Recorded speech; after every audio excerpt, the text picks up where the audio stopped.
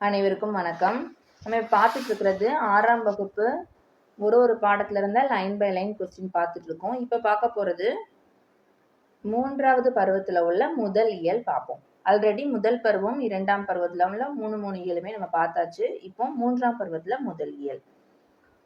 First பாடம் பாரதம் அன்றைய நாற்றாங்கால். புதுமைகள் செய்த தேசம் இது, பூமியின் கிழக்கு வாசல் இது என்ற பாடலை பாடியவர் தாராபாரதி. சொல்லும் பொருளும் மெய், உண்மை, தேசம், நாடு. தாராபாரதியின் இயற்பெயர் ராதாகிருஷ்ணன். கவிஞாயிறு என்னும் அடைமொழி பெற்றவர் தாராபாரதி. புதிய விடியல்கள், இது எங்கள் கிழக்கு, விரல் நுனி வெளிச்சங்கள் முதலானவை தாராபாரதி இயற்றிய நூல்களாகும். தாராபாரதியின் பாடலில் இடம்பெற்றுள்ள கவிஞர்களின் பெயர்கள் Thiruvalluvar, Kalidasar, Kambar. Book back question. சரியான விடையை தேர்ந்தெடுத்து எழுதுக. தேசம் உடுத்திய நூலாடை என கவிஞர் குறிப்பிடும் நூல் திருக்குறள். காளிதாசனின் தேனிசை பாடல்கள் எதிரொலிக்கும் இடம் காவிரி கரை. கலைக்கூடமாக காட்சி தருவது சிற்பக்கூடம். நூலாடை நூல் கூட்டல் ஆடை, எதிர் கூட்டல் ஒலிக்க எதிரொலிக்க. 2வது பாடம் தமிழ்நாட்டில் காந்தி. காந்தியடிகளை பத்தி வரும். காந்தியடிகள் இந்திய விடுதலை போராட்டத்திற்கு பாடுபட்டவர். பெண்கள் முன்னேற்றம், சமுதாய மறுமலர்ச்சி, தீண்டாமை ஒழிப்பு முதலியவற்றிற்காக காந்தியடிகள் பாடுபட்டார். 1910ஆம் ஆண்டு பிப்ரவரி மாதம் முதல்ல காந்தியடிகள் சென்னைக்கு வந்தார். ஆங்கில அரசு ரவுலட் சட்டம் என்னும் கடுமையான சட்டத்தை நடைமுறைப்படுத்தியது. அவர் வந்த காலகட்டத்தில் 1910 ரவுலட் சட்டத்தை எதிர்த்து பெரிய போராட்டத்தை நடத்தியவர் காந்தியடிகள். ரவுலட் சட்டம் பற்றிய கருத்தாய்வு கூட்டம் ராஜாஜியின் வீட்டில் நடைபெற்றது. மதுரை மீனாட்சி அம்மன் கோவிலுக்குள் செல்ல எல்லா மக்களுக்கும் அனுமதி இல்லை என்பதால் காந்தியடிகள் கோவிலுக்குள் செல்வதில்லை. எந்த கோவில்னு கேட்டாங்கன்னா மதுரை மீனாட்சி அம்மன் கோவில். எதுக்காக அவர் செல்லவில்லைனா, கோவிலுக்குள் செல்ல எல்லா மக்களுக்கும் அனுமதி இல்லை. காந்தியடிகள் 1921ஆம் ஆண்டு செப்டம்பர் மாதம் தமிழ்நாட்டிற்கு வந்தார். அதாவது மதுரைக்கு வருவாரு. ஃபர்ஸ்ட் டைம் சென்னைக்கு, செகண்ட் டைம் மதுரை. மதுரை வயலில் வேலை செய்யும் உழவர்கள் இடுப்பில் ஒரு துண்டு மட்டுமே அணிந்திருந்தனர். அன்று முதல் வேட்டியும் துண்டும் மட்டுமே அணிய தொடங்கினார். இவரோட உடையில் மாற்றம் செய்த ஊர் அப்படின்னு கேட்டாங்கன்னா மதுரை. காந்தியடிகள் தென்னாப்பிரிக்காவில் வாழ்ந்த காலத்தில் தமிழ் மொழியை கற்க தொடங்கினார். ஜி.யு. போப் எழுதிய தமிழ் கையேடு தம்மை கவர்ந்ததாக குறிப்பிட்டுள்ளார் காந்தியடிகள். காந்தியடிகள் கவர்ந்த நூல் திருக்குறள். 1937ஆம் ஆண்டு சென்னையில் இலக்கிய மாநாடு நடைபெற்றது. சென்னை இலக்கிய மாநாட்டிற்கு காந்தியடிகள் தலைமை வகித்தார். உ.வை. சுவாமிநாதர் வரவேற்பு குழு தலைவராக இருந்தார். உ.வை. சுவாமிநாதனின் உரையை கேட்ட காந்தியடிகள், இந்த பெரியவரின் அடி நிழலில் இருந்து தமிழ் கற்க வேண்டும் என்ற ஆவல் உண்டாகிறது என்று கூறினார். நமக்கு இந்த லைனை அவங்க கொடுத்துருவாங்க. கொடுத்துட்டு யார் நிழலில் இருந்து தமிழ் கற்க விரும்பினார் காந்தியடிகள் அப்படின்னு கேட்டாங்கன்னா உ.வை. சுவாமிநாதனோட நிழலில் இருந்து. உ.வை. சுவாமிநாதன் நிழலில் இருந்து தமிழை கற்க விரும்பியவர் யார் கேட்டாங்கன்னா காந்தியடிகள். சுதேசி நாவாய் சங்கத்தை நிறுவியவர் வ.உ. சிதம்பரனார். வ.உ.சி. சென்னைக்கு செல்லும் போது பாரதியாரை சந்திப்பதை வழக்கமாக கொண்டிருந்தார். வ.உ.சி. பாரதியாருடைய பாடல்களை விரும்பி கேட்பார். அடுத்து நம்ம புக் பேக்ல இருக்கிறது, கீழ்காணும் தொடர்களில் உள்ள பிழைகளை திருத்தி எழுதுக. ஒரு அழகிய சிற்றூரில் ஓர் குளம் இருந்தது. எப்பவுமே முதல்ல ஆரம்பிக்கும் போது ஓர்னு ஆரம்பிக்கணும், அதுக்கப்புறம் தான் நமக்கு ஒருன்னு வரணும். ஓர் அழகிய சிற்றூரில் ஒரு குளம் இருந்தது.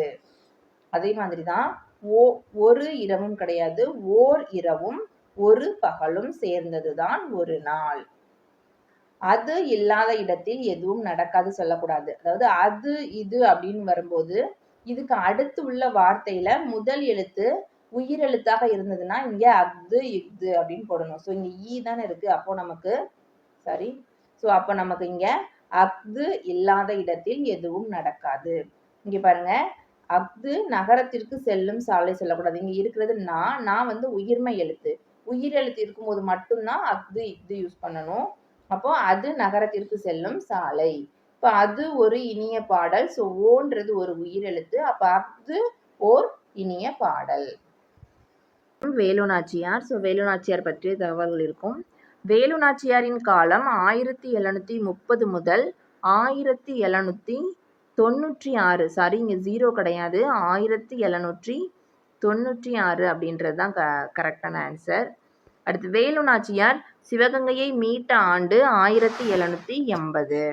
ஜான்சி ராணிக்கு முன்பே ஆங்கிலேயரை எதிர்த்து வீர போர் புரிந்தவர் வேலுநாச்சியார். விடுதலை போரில் ஆண்களுக்கு நிகராக செயல்பட்டு வெற்றி வாகை சூடிய பெண் வேலுநாச்சியார். ராமநாதபுரத்தை ஆட்சி செய்த செல்லமுத்து மன்னரின் ஒரே மகள் வேலுநாச்சியார். அவரோட அப்பா பேரு செல்லமுத்து. தாய்மொழியாகிய தமிழ் மட்டுமல்லாமல் ஆங்கிலம், பிரெஞ்சு, உருது ஆகிய மொழிகளையும் கற்றவர் வேலுநாச்சியார்.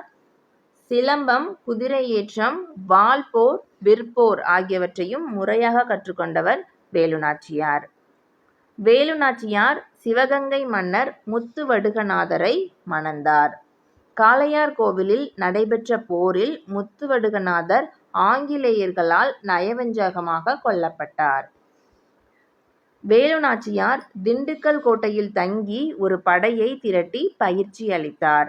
வேலுநாச்சியாரின் அமைச்சர் தாண்டவராயர், வேலுநாச்சியாரின் தளபதி பெரிய மருது, சின்ன மருது. மைசூரில் இருந்து 5000 குதிரைப்படை வீரர்கள் வந்தன. அதை அனுப்பியவர் வந்து ஐதர் அலி. ஸோ இதில் நமக்கு எப்படி கேட்பாங்கன்னா, மைசூரில் இருந்து வேலுநாச்சியாரின் போருக்கு வந்து உதவி புரிந்தவர் யாருன்னா ஐதர் அலி. அவர் என்ன உதவி செஞ்சார்னா 5000 குதிரைப்படையை அனுப்பி வைத்தார். ஆண்கள் படைப்பிரிவிற்கு மருது சகோதரர்களும் பெண்கள் படைப்பிரிவிற்கு குயிலியும் தலைமை ஏற்றனர்.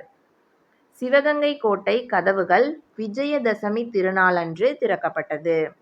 வேலுநாச்சியாரை காட்டிக் கொடுக்குமாறு உடையாள் என்னும் பெண்ணை ஆங்கிலேயர்கள் வற்புறுத்தி கொன்றுவிட்டனர். ஸோ உடையாளுக்காக நடப்பட்ட நடுகள் முன்பு வேலுநாச்சியார் தன் வைத்திருந்த தாலியை எடுத்து அந்த நடுகளுக்கு காணிக்கையாக செலுத்தி வணங்கினார்.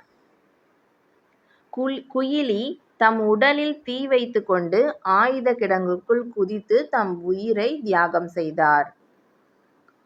வேலுநாச்சியாரின் வீரம், மருது சகோதரர்களின் ஆற்றல், ஐதர் அலியின் உதவி ஆகியவற்றோடு குயிலியின் தியாகமும் இணைந்ததால் சிவகங்கை மீட்கப்பட்டது. அடுத்த பாடம் நால்வகை சொற்கள். இலக்கணம். இலக்கண அடிப்படையில் சொற்கள் பெயர்ச்சொல், வினைச்சொல், இடைச்சொல், உரிச்சொல் என 4 வகைப்படும். பெயர்ச்சொல் ஒன்றன் பெயரை குறிக்கும் சொல். எடுத்துக்காட்டு பாரதி, பள்ளி, காலை, கண், நன்மை, ஓடுதல். வினைச்சொல் வினை என்னும் சொல்லுக்கு செயல் என்பது பொருள். செயலை குறிக்கும் சொல் வினைச்சொல். வா, போ, எழுது, விளையாட்டு இது மாதிரி. அடுத்து இடைச்சொல் பெயர்ச்சொல்லையும் வினைச்சொல்லையும் சார்ந்து வரும் சொல் இடைச்சொல். இது தனித்து இயங்காது. எடுத்துக்காட்டு இந்த மற்று, ஐ இதெல்லாம் தான் இடைச்சொல். இது வந்து தனித்து வராது. தந்தையும் தாயும், மற்றொருவர், திருக்குறளை அப்படின்னு ஒரு வார்த்தையோட சேர்ந்து மட்டும்தான் வரும். அடுத்து உரிச்சொல் பெயர்ச்சொல் வினைச்சொல் ஆகியவற்றின் தன்மையை மிகுதிப்படுத்த உதவுவது உரிச்சொல். இப்போ மா, சால அப்படின்றதான் உரிச்சொற்கள். மாநகரம்னா பெரிய நகரம், சால சிறந்ததுன்னா மிகவும் சிறந்தது. அது மாதிரி. ஒரு எழுத்து தனித்து நின்றோ ஒன்றுக்கு மேற்பட்ட எழுத்துக்கள் தொடர்ந்து வந்தோ பொருள் தருபவை சொல். அடுத்து பேருந்து பெயர்ச்சொல், வண்டி பெயர்ச்சொல், மாடு பெயர்ச்சொல், நகரம் பெயர்ச்சொல், நடக்கிறாள் வினைச்சொல், செய்தான் வினைச்சொல், மற்று இடைச்சொல். நம்ம பார்த்தோம் மற்று இடைச்சொல், ஐ இடைச்சொல், மாநகரம் உரு அப்படின்றதெல்லாம் உரிச்சொல்ல வரும். ஸோ மாநகரம் உரிச்சொல், உரு பசி உரிச்சொல். அடுத்து கலைச்சொல் அறிவோம். நாட்டுப்பற்று பேட்ரியோட்டிசம். இலக்கியம் லிட்ரேச்சர். கலைக்கூடம் ஆர்ட் கேலரி. மெய்யுணர்வு knowledge of reality patriotism. Okay, இப்போ நம்ம 6ஆம் வகுப்பு 3ஆம் பருவத்தில் இயல் 1 பார்த்தாச்சு. அடுத்த பாடம் நம்ம அடுத்த வீடியோவில் பார்க்கலாம். ஓகேவா? இந்த வீடியோ ரொம்பவே உங்களுக்கு யூஸ்ஃபுல்லாக இருந்திருக்கும்னு நினைக்கிறேன். தேங்க்யூ.